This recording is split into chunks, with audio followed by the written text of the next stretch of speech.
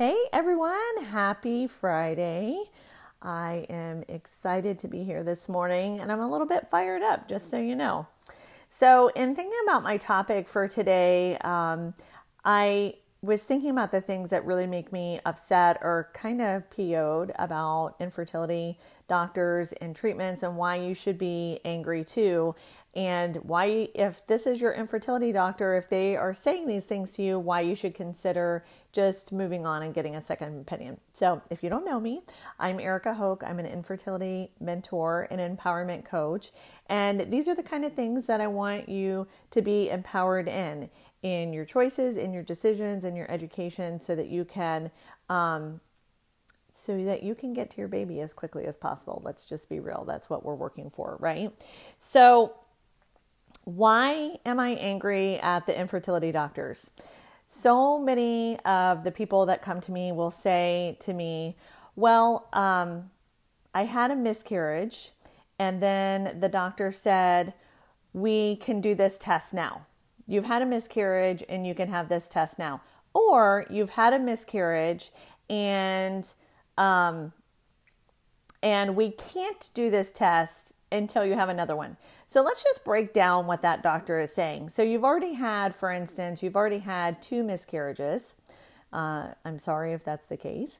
You've already had 2 miscarriages and your doctor says to you, well, we can do that test if you have another miscarriage. Well, that means we can do this test if your baby dies, if you have another miscarriage. And if you've ever experienced miscarriage, it's gut-wrenching. It is way more difficult than people realize if they haven't been through it. I will just say that from personal experience.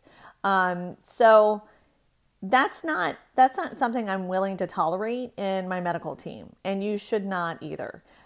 You should not have to wait for another baby to die for you to get testing, and that is sometimes what is told to people. So I have my notes today because I don't want to forget anything.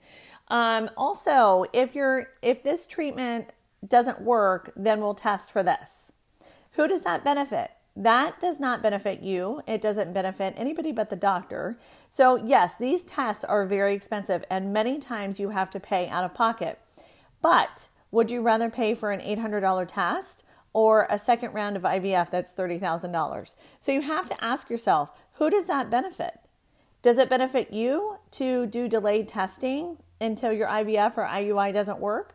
Or does it benefit the doctor? And just so you know, this happens frequently where testing is not done until treatment is proven unsuccessful. Why is that the case? You have to ask yourself those questions. I think that you know the answer. Okay. So the second point is delayed testing. So these are all kind of mixed up together. So delayed testing in the terms of miscarriage, delayed testing in terms of IVF or IUI not working, and who does that benefit? Okay. Usually these infertility doctors are not providing any alternative support. So some of the really good ones, there are some really good ones out there. And if you've got one, you should hang on to them. But many of them do not provide any alternative support. So what that means is they don't look at you as a patient and many, let's just be real, like Western medicine is like this a lot. So they don't look at you as a whole person and as a patient, but they should, because this is, in some ways elective, and say to you, hey, I want to help you with your IVF or IUI procedure, but I think that because of your stress levels, PCOS, or any number of things, maybe you should consider acupuncture alongside of it. Maybe you should consider doing some emotional healing from your trauma alongside of it. Maybe you should take a look at your diet, not just lose weight, because infertility doctors will tell you all the time, lose weight, but why don't you look at your diet and see if you can make some adjustments there before we start treatment, because it's really going to make a big impact on whether or not your treatment's successful. Again, you have to look at why not telling you that is not benefiting you, it's benefiting them.